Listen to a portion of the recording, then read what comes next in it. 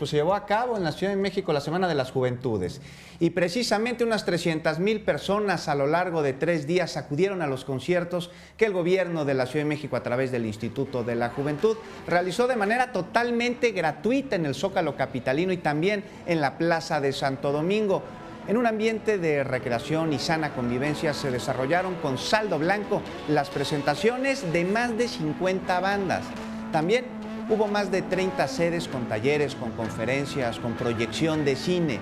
Para el último día, 3,124 policías fueron desplegados, apoyados por 159 vehículos y también por un helicóptero de la Secretaría de Seguridad Pública Capitalina, quienes resguardaron en todo momento la integridad física y patrimonial de los espectadores, los cuales se dieron cita en el Zócalo capitalino y también, como le comentaba hace unos segundos, en la Plaza de Santo Domingo del Centro Histórico de la Ciudad de México.